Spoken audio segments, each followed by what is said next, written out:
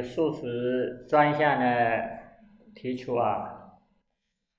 大概也没多长时间哈，几个月时间吧，3个月时间啊。我们这个项目组啊，特别的用心，他们也经过了这个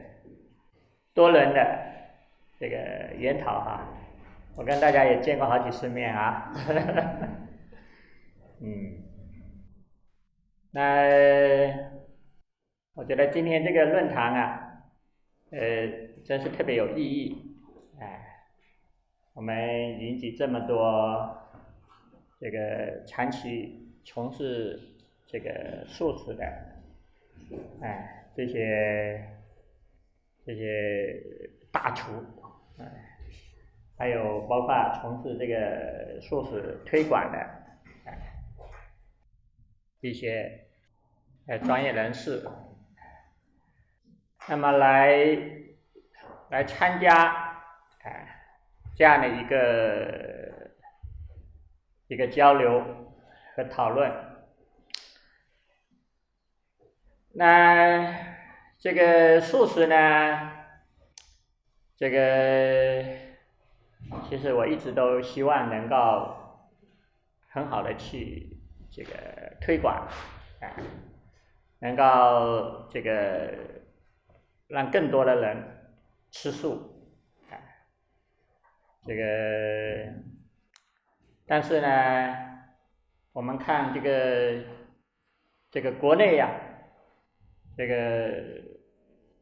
个20-30年以来，这个很多人开素食馆，其实多半是蛮辛苦的，这个素食在这个港台地区的推广，应该说还是影响蛮大的。就像刚才这个大家刚才好像也有资料哈，这个介绍了这个港台的一些素食的推广的一些情况。那在我的印象中，比如说我们过去去台湾，那素食馆到处都是，从台北啊、台中啊、高雄啊，这个听说台湾，你看这么小的地方，好像有2000多家素菜馆，香港也非常多，而且每个素菜馆啊，这种菜品啊，琳琅满目，这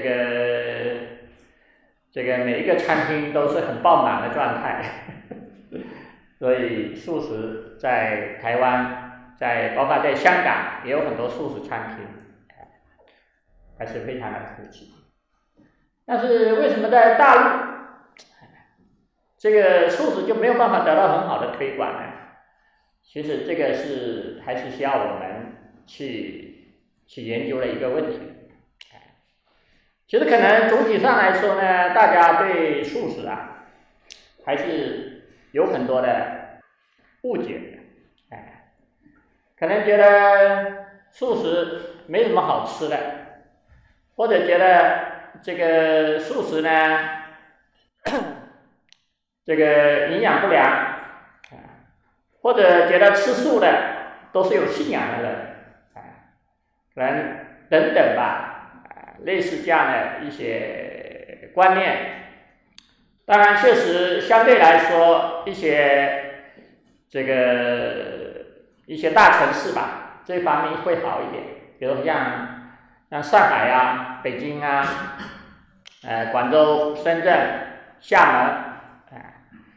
就是相对来说素食餐厅就会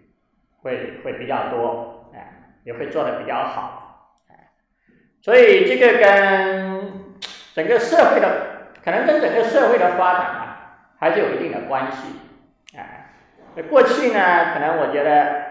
很多人为什么这个就是他不喜欢吃素，可能还是在过去中国社会在发展的过程中啊，很多人可能这个肉没吃高，因为从过去在这个贫苦的年代嘛，就是吃一些蔬菜，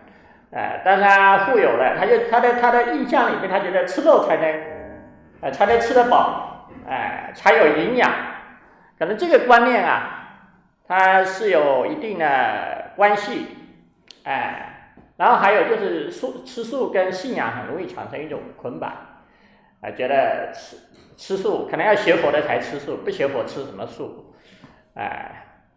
那么还有呢，就是我们蔬菜馆的推广呢，它在社会这种推广啊，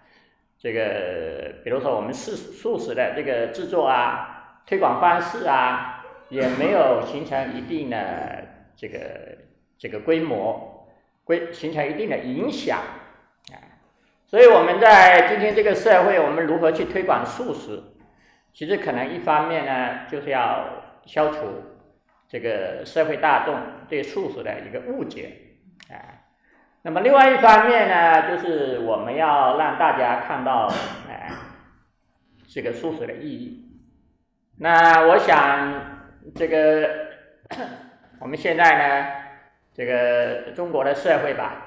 也经历了从贫穷到富有，很多人也都富起来了，该吃的也吃了，该喝的也喝了，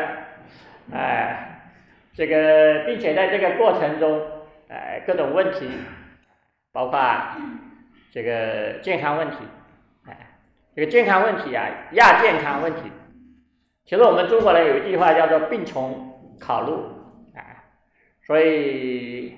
有一个这个专业人士啊，他说这个中国在未来的这个5年，用于这个医疗上，就是亚健康的医疗上，这个将会达到这个8万亿投入，就是用于这个人们用于这个身体治疗啊，方面的这些投入。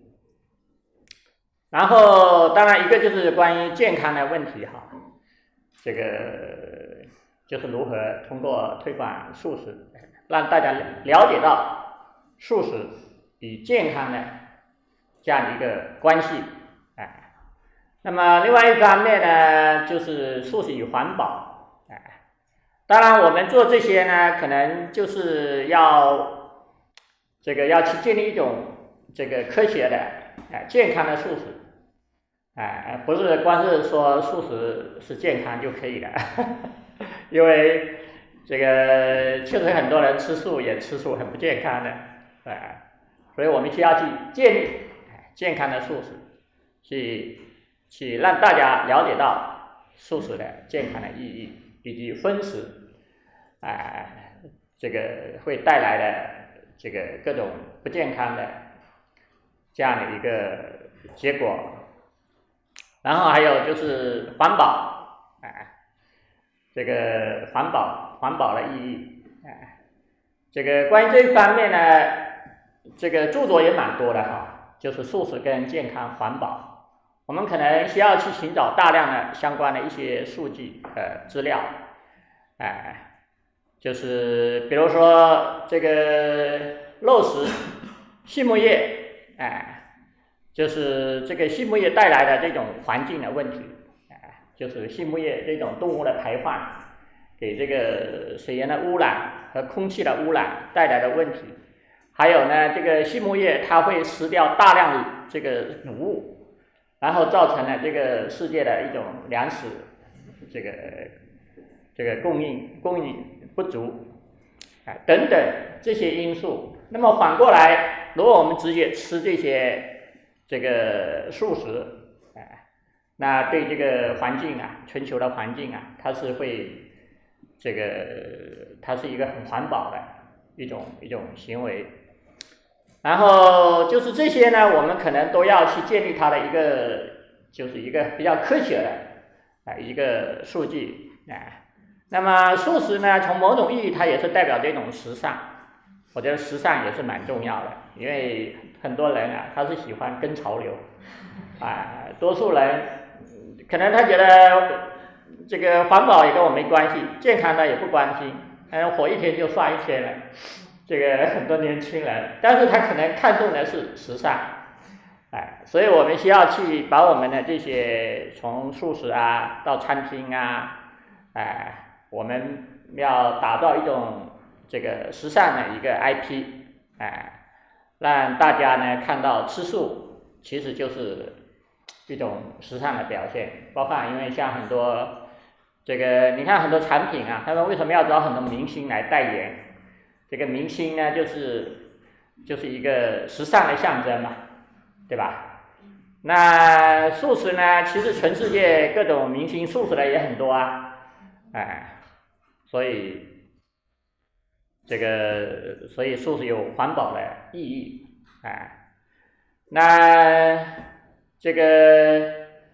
那从佛法的修行上来说，它还是慈悲的修行，慈悲的修行，就是它是一种慈悲的饮食，一种慈悲的饮食。我们在吃肉啊，吃动物肉，吃肉就是不慈悲，你把别人的生命当作是你的食品，那就是一种不慈悲的表现。相反呢，吃素，它就是本着一种这个爱护生命，这个家人出发，所以不吃这个众生肉，就是它本身就是在完成一个慈悲的修行。所以我们在吃素的过程中，就是本身它就是一个对生命的一种尊重和爱护。那么同时呢，我想这个素食啊，它也是这个世界和平，这个和平的意义。这个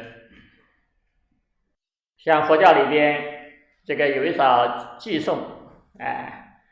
这个经常被大家这个念诵的，千百年来万里耕，冤声四海恨难平。欲知世上刀兵劫，但听楚门夜半声。这个不知道，这个像我小的时候，这个在家里啊，这个经常这个三更半夜，也不是三更半夜，早上嘛4、5点就会听到这个什么人家里杀猪啊什么这样的一个叫声，非常的这个悲惨惨叫，就是这个杀生就是对动物没有慈悲，不尊重生命，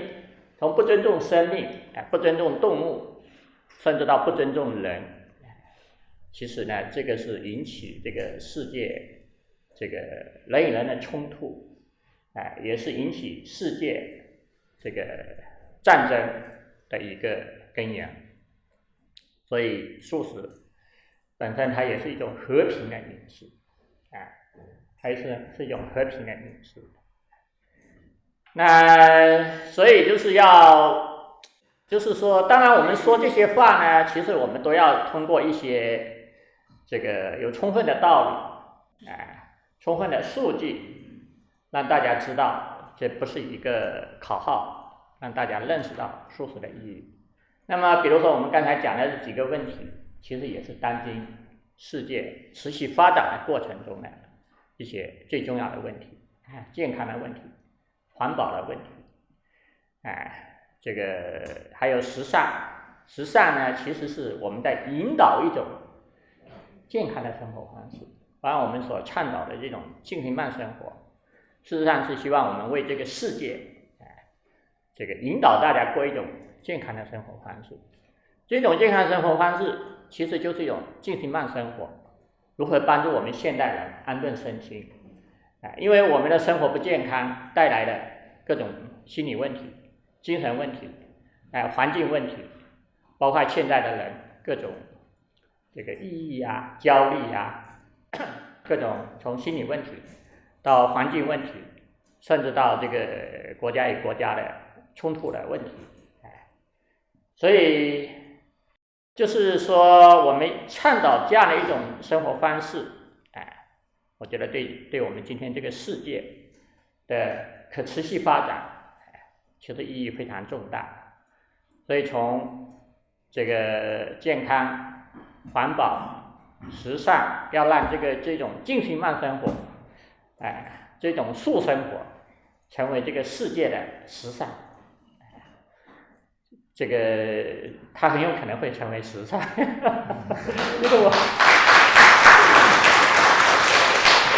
就是需要我们去努力，然后再到慈心和平。慈心就是和平之因，你要知道，每个人都有慈心，对自己、对身边人、对社会大众以及对所有的人，都能有一份慈心，都能散发着慈心。那么这个世界一定就会充满着和平、稳定、和平。所以就是这个是一个，首先在这个意义，第一点，在这个素食的意义上，我们要怎么样呢？能够去帮助大家认识，那第二点呢，就是这个我们这一次这个专项小组我们提出来的这个素食的5个要素5大要素。这个5大要素呢，就是从这个自然食材到这个第二个是什么？营养均衡，然后再到这个慈心烹调，第4个到这个静心摆盘，第5个到这个正念维持。这个5个要素呢，其实它是包含着我们这个素食，就是我们要去建立这个理想的素食、健康的素食，它应该要包含着，就是我们要从这个5个方面，其实这里边呢，其实就是包含着，这个从这个材料，比如说第一个是材料，就是我们做素食嘛，首先我们要选择的第一个是材料，那么第2个呢是第2个是营养均衡，其实就是这个素食的一个结构的问题，就是一个结构的问题。第3个呢，这个慈心烹调其实就是烹调，第4个就是摆盘，第5个就是食用。其实这个就是包含着我们一个素食的产生，它的这个5个方面，那么这个5个方面呢，我们刚才每一个组大家也都分享了，提供了很多这些不同的角度，我们提出这个5个要素，事实上就是帮助我们作为，就是我们未来要选择这个，就是叫静心菜谱，我们要做这个静心菜谱，我们要做这个静心菜谱，然后我们需要去选择素菜或者制作素菜的这个标准，那这个在这个过去呢，这个其实关于这个素食的菜谱是非常多，是非常的多，包括我们到这个书店也能买到很多，包括很多公众号也能够提供很多的这些菜谱。那么我们但是很多菜谱呢，它可能没有这样的一个指导思想，那我们作为静心菜谱呢，我们是有指导思想，这个指导思想就是5个要素，就是5个要素。我们要根据这个5个要素，当然一方面我们刚才的这些各组大厨们也提供了很多这些菜品，当然因为我们这几天时间有限，我们能够提供的菜品能够在这里介绍的是很有限的，估计你们的菜谱这个蔬菜馆肯定都是一本一本的，很多了。那除此之外呢，还有很多很多的菜谱，虽然是有一个公众号，这个讲的就是这个菜谱比如说炒的、煮的、煎的、炸的，各种类型都有无比多的这个菜品，都有无比多的菜品。那么这些呢，我觉得有很多东西啊，我们也都是可以学习的，也都是可以吸收的，也都是可以编入我们的进行菜谱里。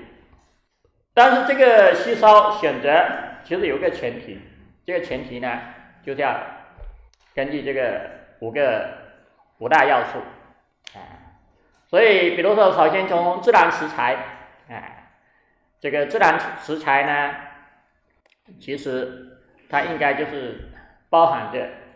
这个材料，从材料的来源，和选择，那我们刚才这个我们最后的这位这个讲到这个水稻的种植哈，这个还有包括这些蔬菜的种植，其实这个材料呢，自然不只是说这个菜是自然的，其实这个菜它的从种植就要开始，我们要去这个选择，就是我们要选择这些，就是这个菜的来源，包括这些从青菜呀，从这些就是这些食材的选择。那么这些食材的选择呢，就是未来呢，我们有可能应该要形成关于这些食材，产生的一些专门有这样的一些专门有一些人来做这些事情，从食材，到这些佐料，比如说这个酱油啊、醋啊、酱啊，因为我们现在很多佐料都不是很健康的佐料，所以我们这些佐料的可靠性、食材的可靠性，这个是特别重要的。当然，我们现在还有很多这些成品或者半成品，加工品，你也不知道这个很多这些东西它到底怎么制造出来的？因为在过去呢，在这些食品方面哈，关于这些还是有很多这方面的曝光，很多这些黑心厂家，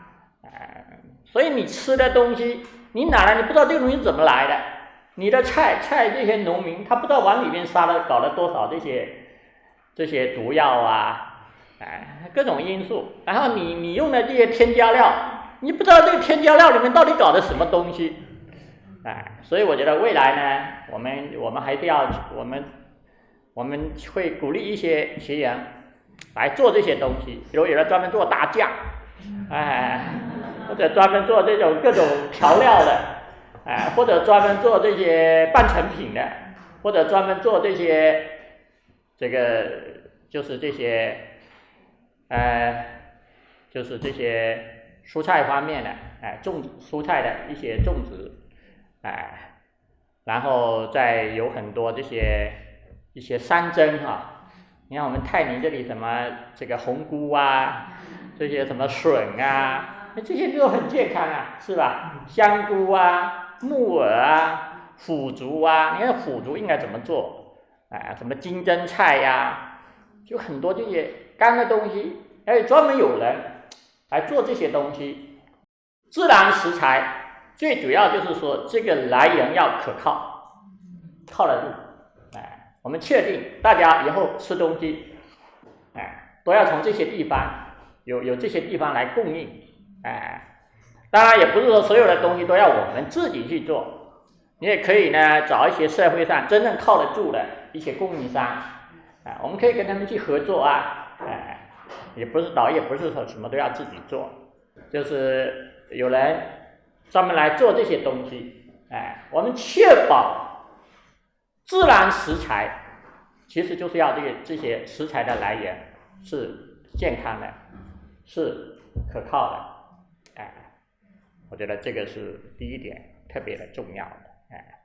然后第二点呢，就是这个营养均衡，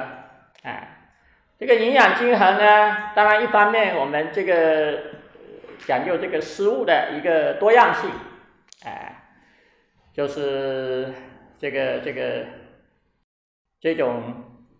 这个不是说就是这个萝卜炒白菜，还是白菜炒萝卜，大家就会觉得这个素食好像就是几个菜有什么好吃的，是吧？有人他可能就会这么觉得了。所以中式西式有这些青菜也有这些山珍海味这个就是这个品种的多样性，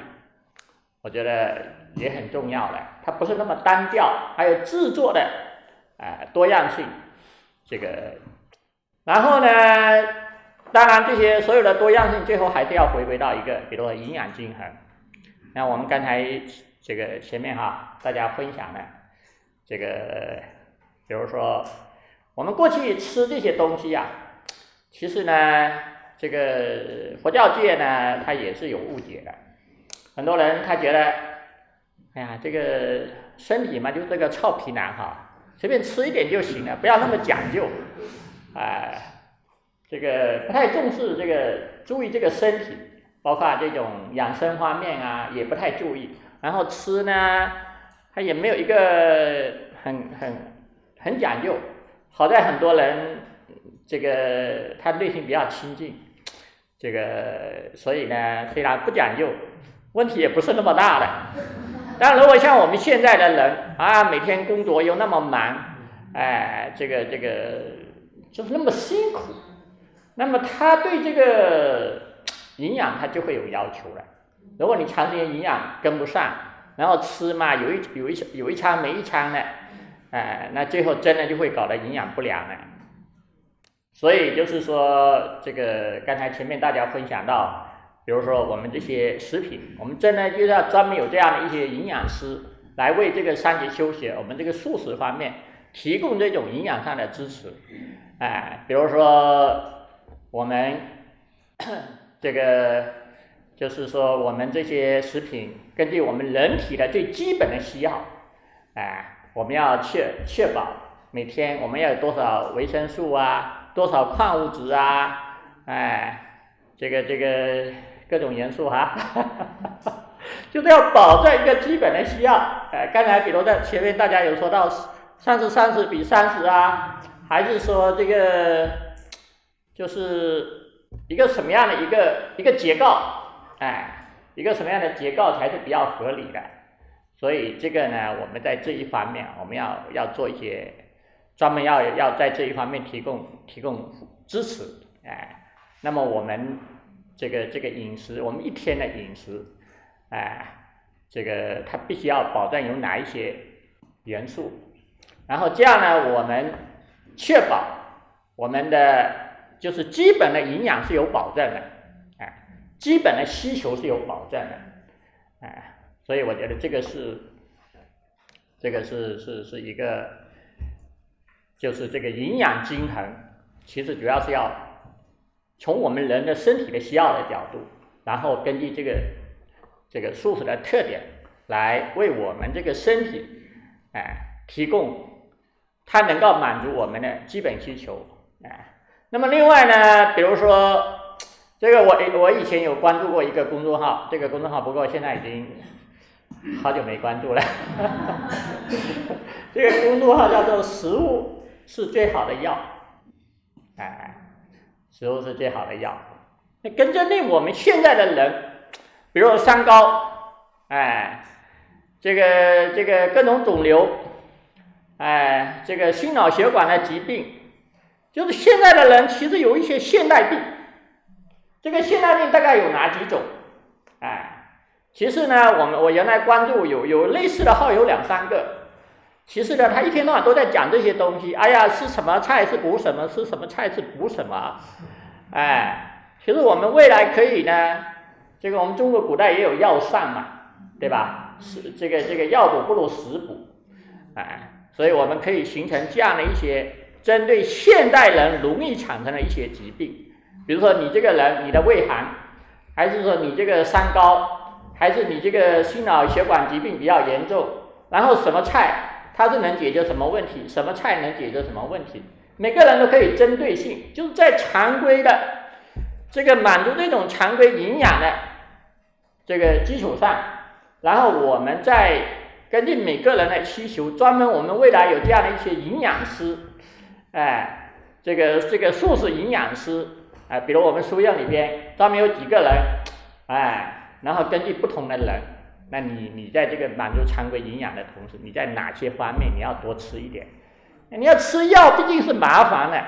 你吃菜嘛，每天都要吃嘛，是吧？所以呢，我是觉得就是这个结构，这个结构呢，我们要有一个科学的、合理的，根据每个人的健康的情况来提供这些，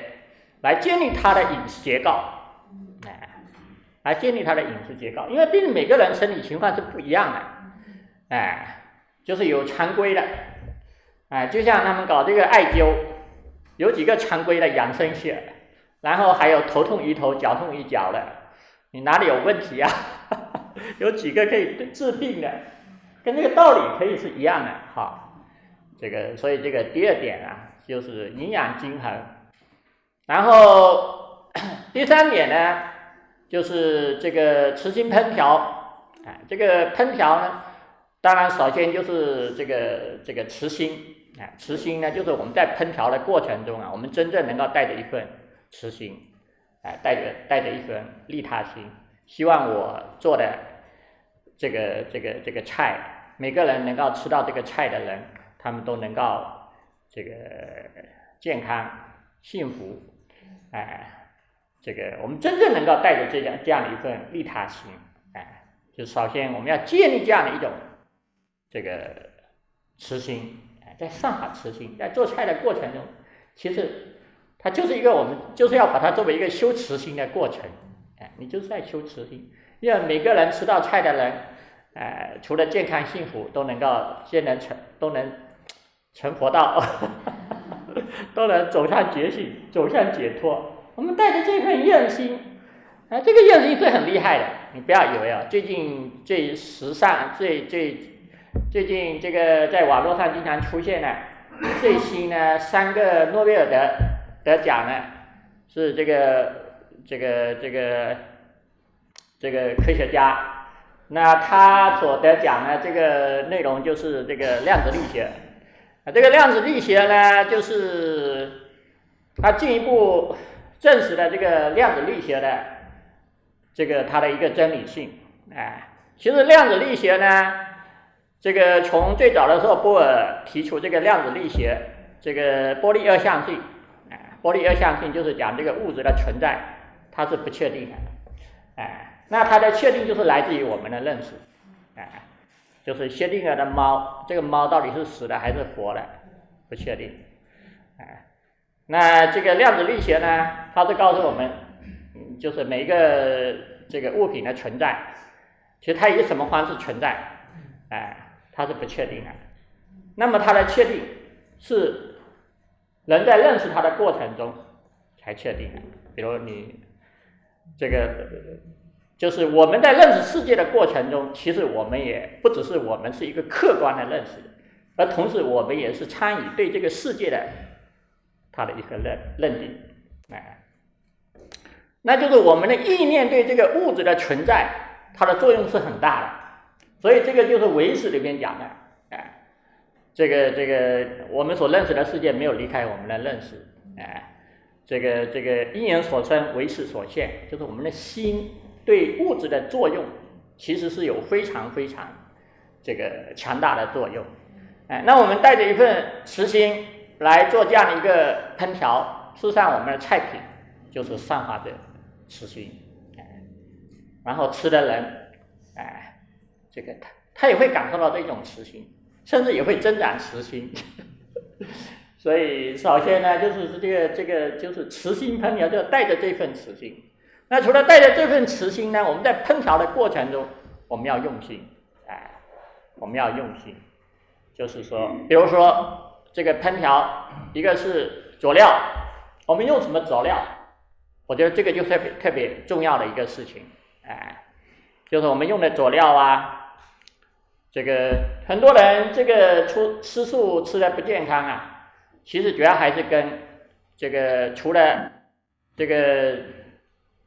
就是这些饮食啊菜品的合理的搭配之外，还有就是多盐多油，甚至高糖。那么这些东西呢，它可能都是健康的杀手。很多人喜欢吃素的人都喜欢吃得很咸，然后油放了很多，全往里面倒油，那这些呢，对健康都是非常非常的不利。还有这些油炸啊，这些当然这些煮炒啊，这个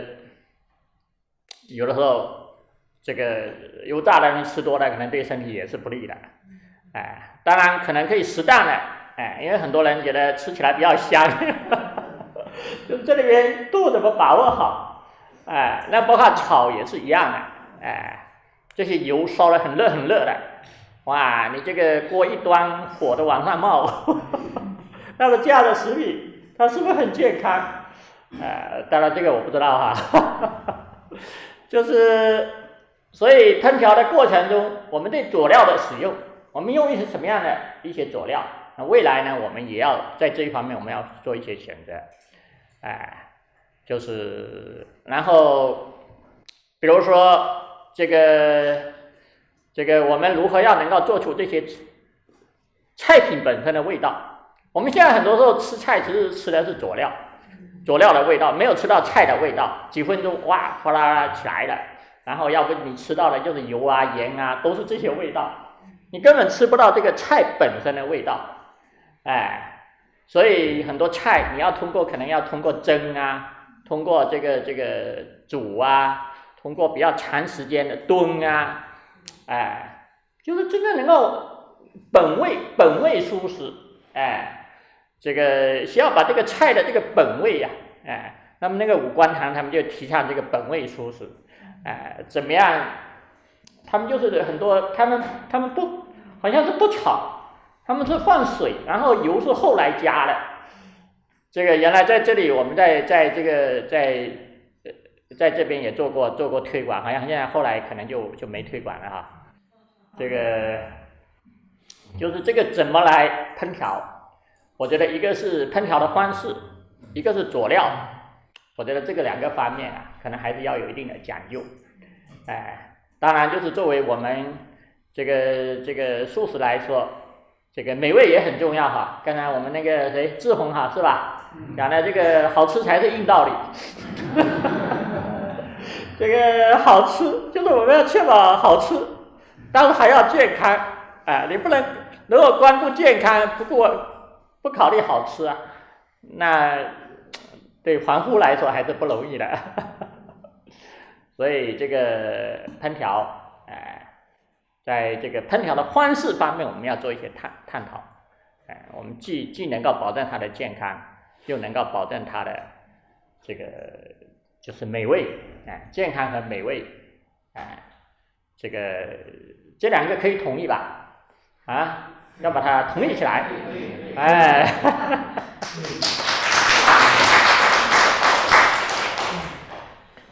这个，然后第4点呢，就是进行摆盘，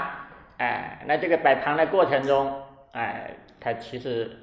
也是一个修行的过程，也是一个正念修行的过程，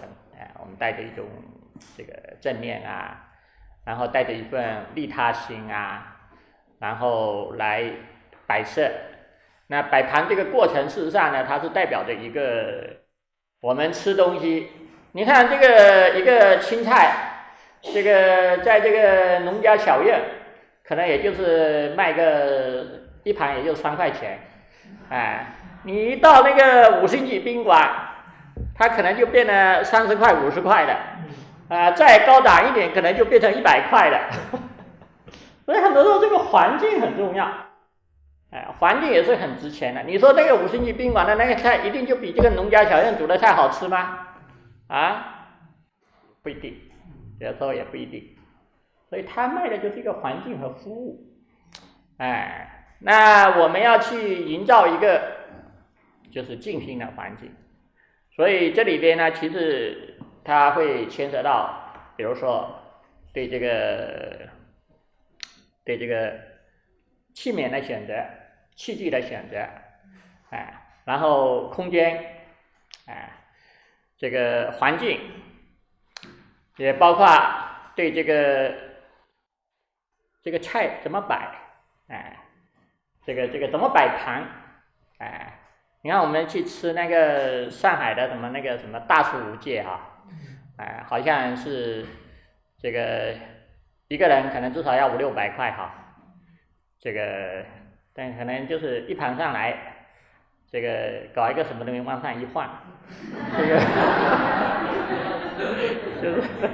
这一点点东西，就是摆设这摆设要一定的这个讲究，当然可以有不同的气氛，比如说像我们这个泰宁这边，这个也有一个，我们以前经常被他们请去，政府还是说这个一些人这个他们请我们去吃的，然后这个它就是很家常的，很有气氛，一盘一盘的，而且这些菜呢都是本地的，这些菜的这些材料很自然，很好，然后每一道菜呢也很有气氛，吃得热气腾腾的，那这个也是一种方式对吧？有的时候你搞一点点冰凉的，好吃吗？其实并不好吃，钱又贵得不得了。所以就是说，这个各方面你要这个，就是要考虑到，这些不同的，当然一些不同的，就比如说你这个菜盘，每一盘它就是有一个造型，像艺术品一样。我们现在墙艺插花什么之类的都在搞这一套东西，但是呢，菜就是要热，凉了是不好吃的。除非你是凉菜，这个，但是如果热菜一定还是要热的，所以你要保证菜端上来呢是热的，然后这些摆设我觉得营造一个氛围，它是一种档次，然后这种静心，同时也代表着一种干净到安静，到一个禅意的一个氛围的营造。那我觉得这个也是蛮重要的，因为其实呢，这个就是我们的这个场所，这个经营这个场所的人，我们会很尽心，然后到这里来享受这个食品的人，他也会很尽心的，他在这个环境里，他也会很安静的。就像大家到这个别院来，为什么会很安静其实就是因为我们整个打造的就是一个静心的这样的一个环境和空间，你只要进入这里，心就很容易静下来。所以这个第4个要素呢，其实它不只是一个摆盘的问题，它是一个场。我们讲人货场，现在这个企业讲人货场，你在营造一个什么场？一个气场，一个环境，一个生态环境，一个氛围。很多人到这里来，他可以静心，因为现在其实我们希望未来的这些素食馆什么，真正能够做成就是一个让都市人可以静心的地方，成为都市人的一个这个心灵家园，还可以帮助他们安顿身心。如果你能做到这样子，你这个就会很有粘性的，很多人就喜欢来的。所以他不只是说吃一个东西嘛，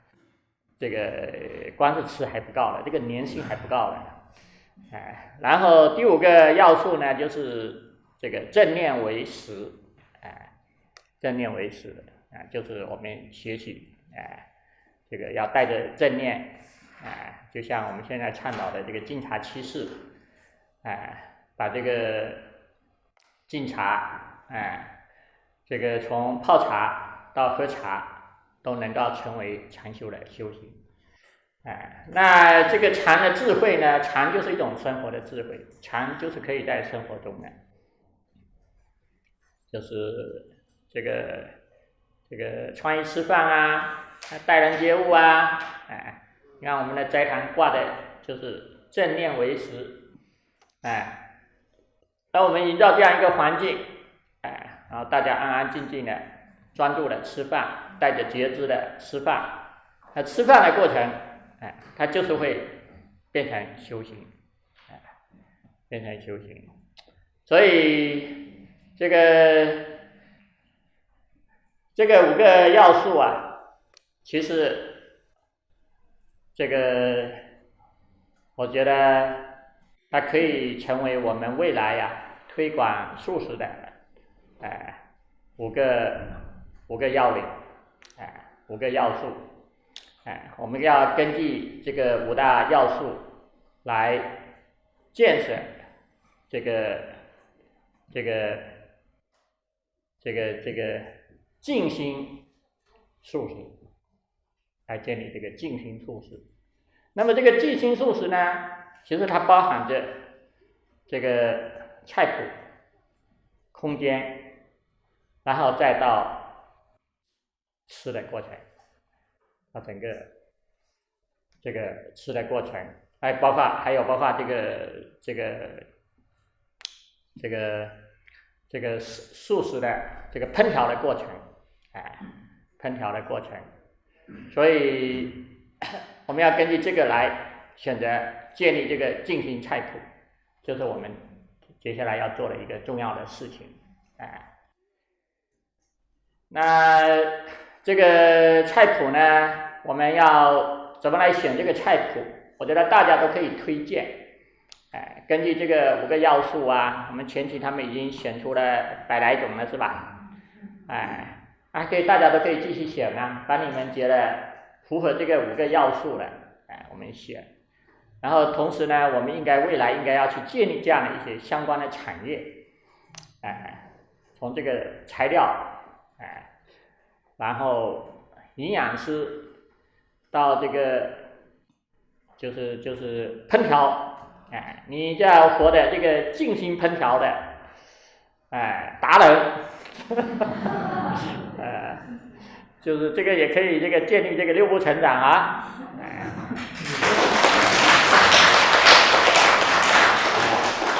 静心食材，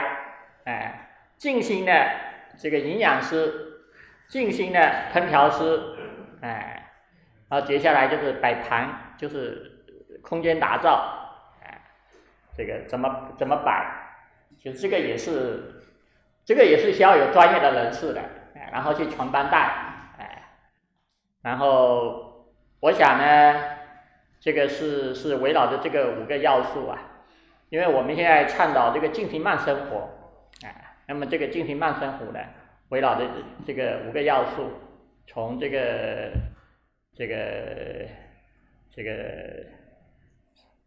吃饭是人生的大事，每个人天天都要吃饭，从吃饭喝茶，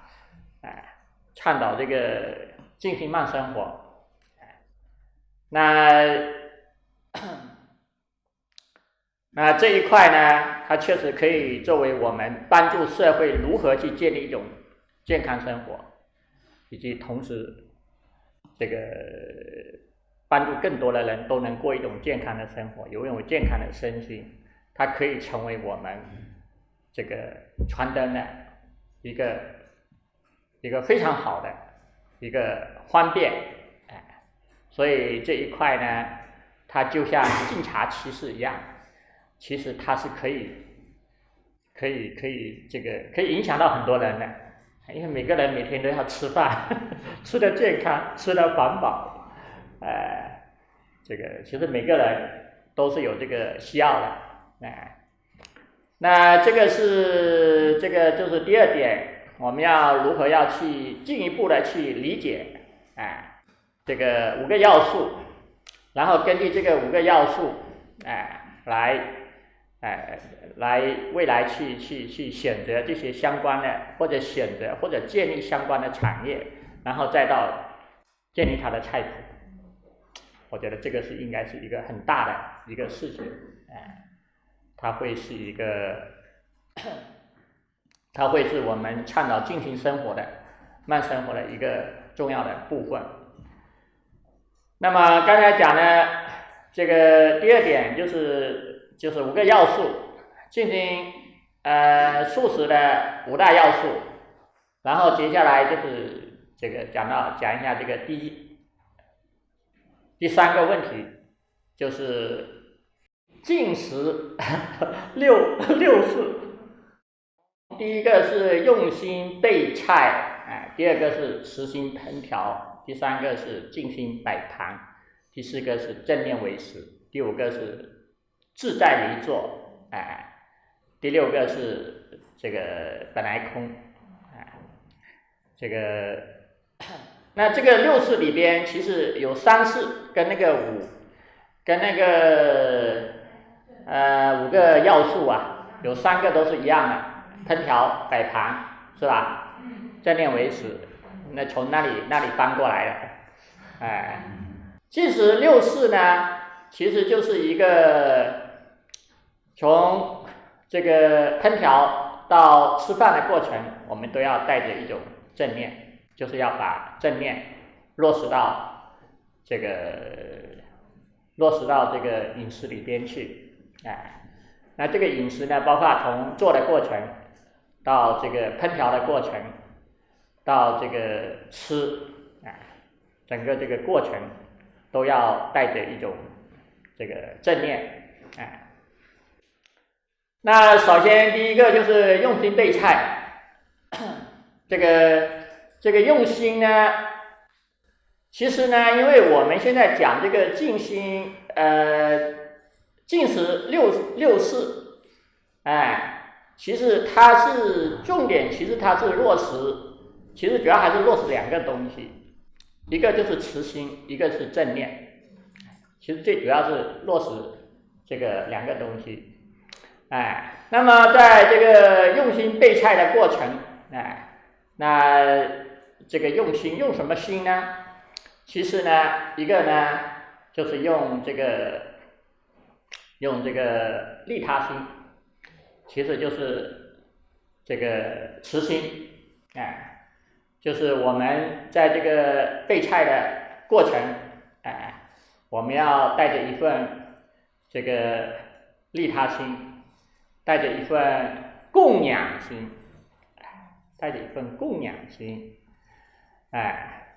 来备菜。那同时呢，还要带着一份欢喜心，很欢喜呀，带着欢喜心，那不是愁眉苦脸的，不是在那里抱怨，而是要带着欢喜心，这个欢喜心其实蛮重要的，然后利他心、恭敬心，就是我们希望这个能够这个准备的这些菜品，能够给大众、给客人，能够带些利益，让他的身心，能够得到滋养，让他的身心能够更健康，就是带着这样一个这个慈心，其实这个不管是这个欢喜心，还是利他心，还是这个供养心，其实这个基础，它的基础心理其实是慈心。首先要有慈心为基础，然后表现出来的其实就是欢喜心，然后就是利他心、供养心，所以这个慈心它是一个基础的心理。然后同时呢，要带着正念，我们在备菜的过程就是这个专注于当下，然后专心的备菜，然后备菜的过程中，保持觉知，所以那么这个备菜的过程就会变成是一个，它既是慈心的修行，又是一个正念的修行，然后下面呢，持心烹调，进行摆盘，到这个正念为食，我觉得这个3个内容3个步骤其实它的用心都是一样的，就是还是首先是持心，然后持心的过程中呢，那么我们带着这个欢喜心，你在做的过程很欢喜，欢喜心，然后这个利他心、供养心，然后你在摆盘的过程中，到这个吃的过程中一样，首先也都是带着持心，这个，然后在这个正念为食的过程，事实上呢，比如说这个正念为食在佛教里边有吃存五观，就是我们吃饭到底是为什么而吃啊？就是为了贪嗔痴而吃啊，还是为了，比如说我为了能够未成道业，我为了觉醒，为了解脱，我需要这个色身，所以我需要吃饭，或者说我为了能够利益更多众生，我需要吃饭，我吃了才有力气才有力气干活才有力气利益众生，不是为了满足贪嗔痴，所以这个过程它就是这个正念，事实上就是要摆脱贪嗔痴，然后所以在这个十存五观里面就有一个还心离过贪等为宗，在吃的过程中要还止这个就是贪嗔痴，带着贪嗔痴去吃，所以要学会带着正念去吃，所以这个持心烹调，进行摆盘到正念为食，其实总体上来说，我们还是以从这个持心出发，然后呢，在做的过程中，我们立足于正念，就是带着一份专注、觉知的心，去摆盘，去烹调，去吃饭。然后第5个跟第6个呢，就是第5个是自在离坐，这个自在离坐呢，是不是可以把它改成是感恩离坐？带着感恩心离坐，你看自在离坐，感觉一甩手就走了，吃完之后，所以应该是感恩离坐，是吧？带着这个感恩心，吃完了，我们要有份深深的感恩嘛，然后离坐，然后最后呢，就是本来空呢，就是不贪着，这个吃到好吃的你也不贪着，吃到不好吃的你也不要抱怨，要有平常心，带着平常心来这个享受这样的一顿美食，就是不着，空就是到我们要就是不执着，就是不陷入到这个贪和嗔里边去。然后这个就是这个仪轨，我觉得这个仪轨呢，这个净食六事未来其实可以好好的，也是可以好好去推广，因为我们讲那个素食的5大要素，它主要是从这个我们来这个编写这个菜谱制作这些的一些指导思想，然后这个净食六事呢，其实就是在日常实际操作中，我们从做菜到摆盘烹调整个流程到吃这个过程它比较完整，它是一个比较完整的呈现，所以这个是可以在未来，如果我们在这个建立，就是我们在推广素食的过程中，它有点类似于像净茶七事一样，它可以成为一个常规的一个流程和仪轨，所以这个6点也是蛮好的。然后这个是第3个问题，然后第4个问题呢，就是可以讲一讲，就是从这个素食到素生活的认识，素食到素生活。就是这个素食呢，我们倡导这个素食，我们不只是倡导素食，我们需要让这个更好的去倡导素食，我们还需要倡导一种素生活的理念。那么素食呢，素生活应该说是素食的一个延伸，如果有了这个素生活，那么素食也能够得到更好的推广，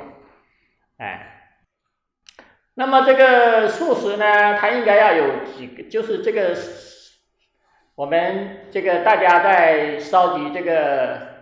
个就是关于佛教里面讲素食有什么3德6味啊，那我们现在倡导这个素食呢，它也可以有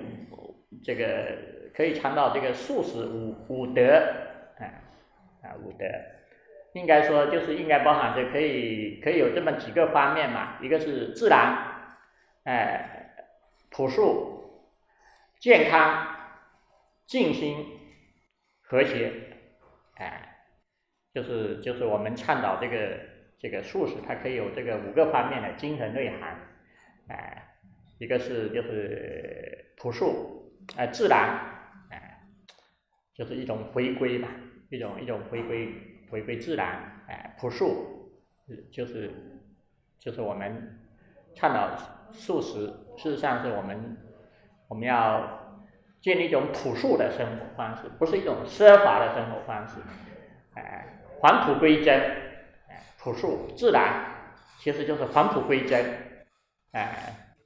然后第3个呢就是健康，这个健康呢，它包含着我们从这个身体健康到这个心理健康，然后再到生态环境健康、身心世界的健康。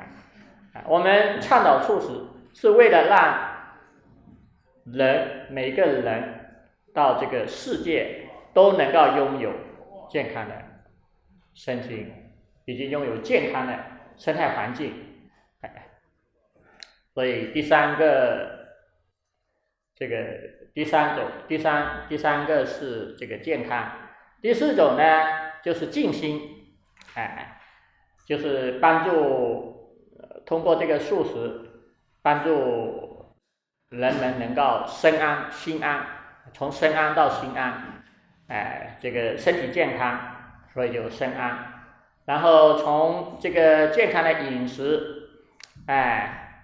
然后呢再进一步修行嘛，也可以让大家从心安，所以静心是我们倡导素食，是帮助现代人如何能够这个身安心安的一个重要的一个方式。因为现代人的问题恰恰就是身不安心不安，身心焦躁，这是我们现代人的特点。那我们通过倡导素食到素生活，事实上就是要帮助现代人身安心安。当然要做到这样子呢，单纯的素食还不够，其实还要有素生活，然后就是和谐，就是这个从每个人身心到世界到生态环境的和谐，人与人的和谐，人与环境的和谐，人与自己内心的和谐，这个就是我们现代人特别需要的。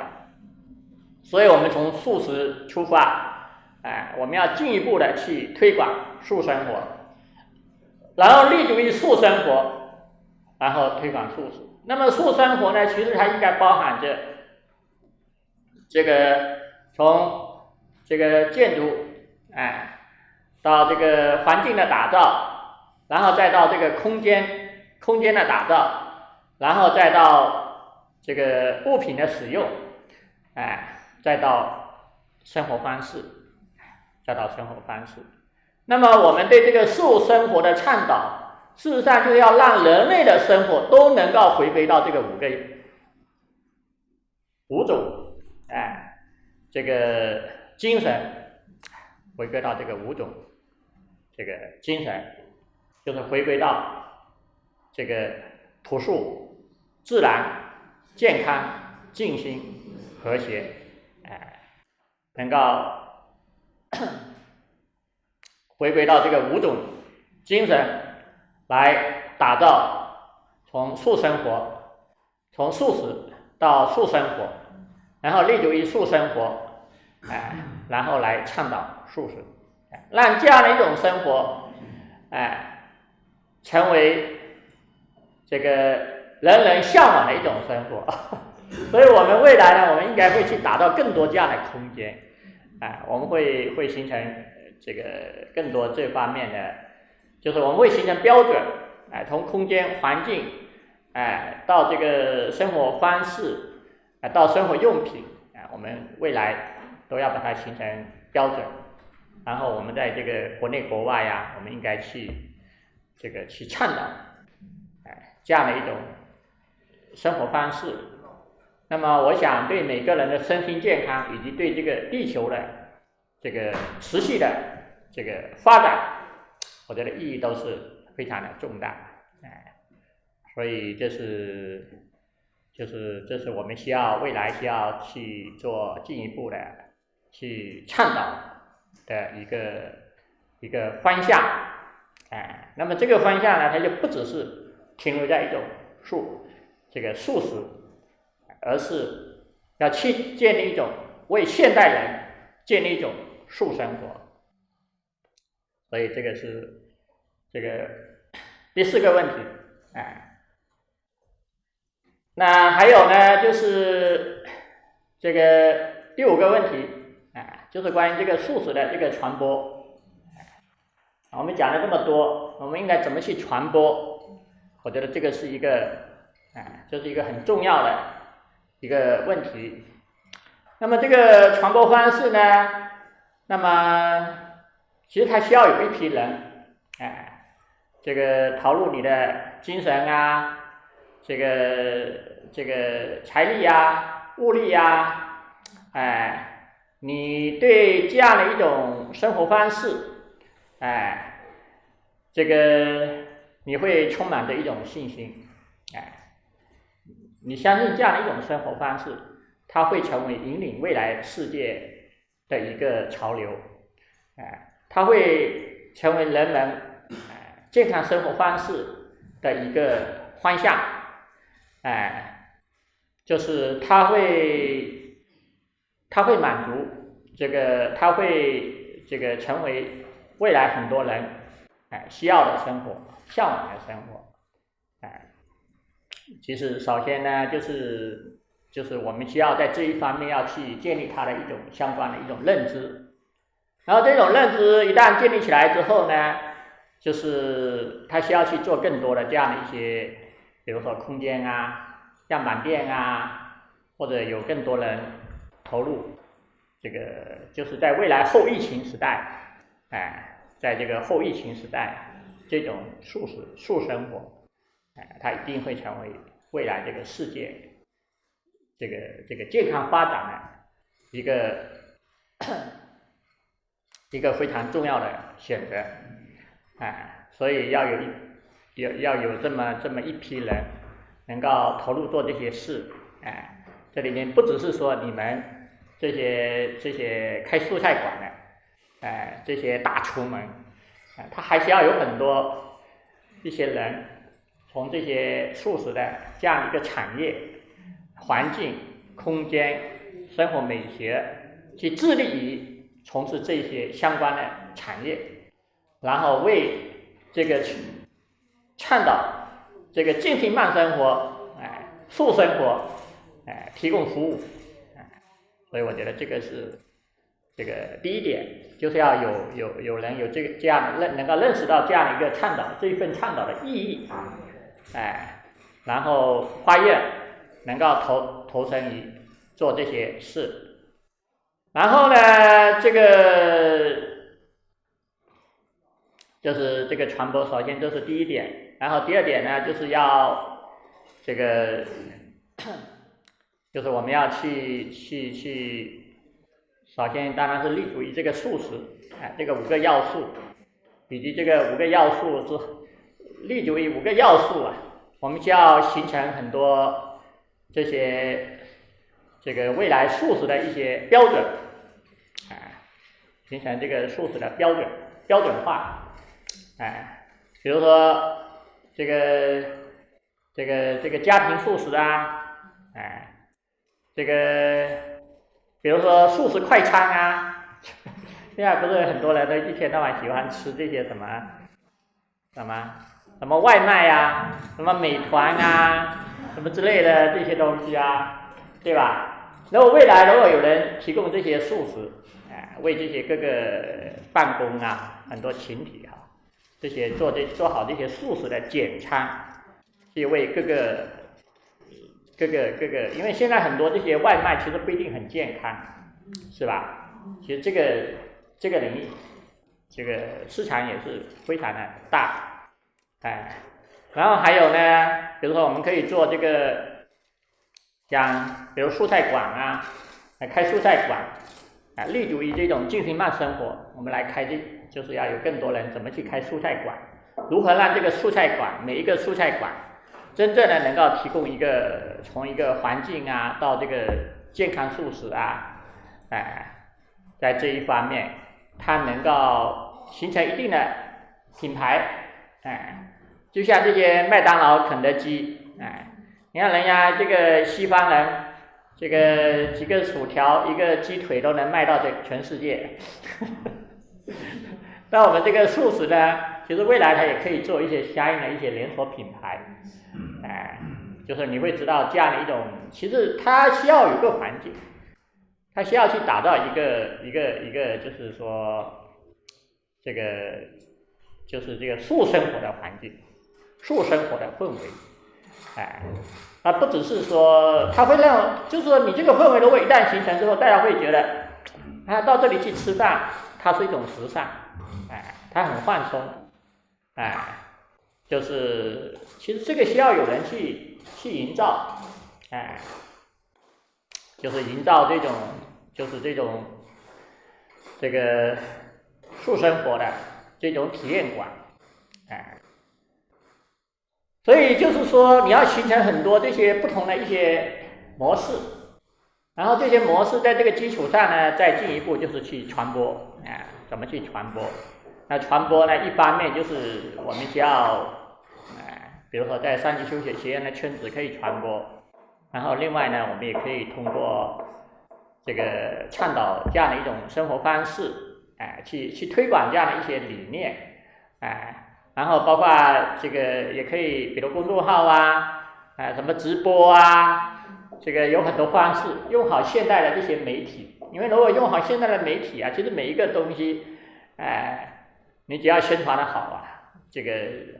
那力量是非常大的，那么像在三级修学里边呢，这些人文空间，我们在三级修学的人文空间里面如何去推广这个禁食期六式，就是因为每一个人文空间其实都是可以成为这个素生活的一个品牌，素生活馆，就是它可以成为社会大众的一个精神家园，在这里可以享受一种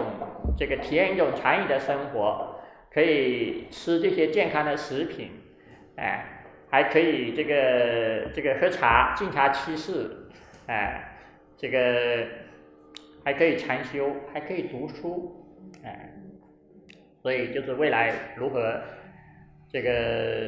人文空间啊，如何成为落实这种素生活的这样的一些一些道场，我觉得就是说，它不只是读书，它是有吃的，有喝的，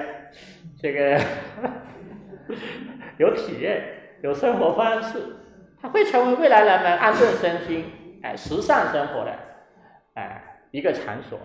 会成为很多人向往的场所，所以就是说，就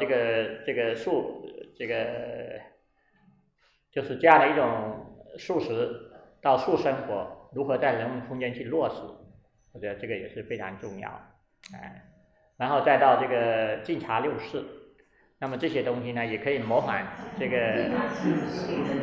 晋十六世，不行，这个名字要改一下，要不这个听起来比较拗口这个就是这个也可以像晋察七世一样，怎么去这个倡导哈。那这个传播这一块呢，如何把它做好？就是我们除了有这些好的内容、有理念、有思想，那么如何要形成一种系统性的去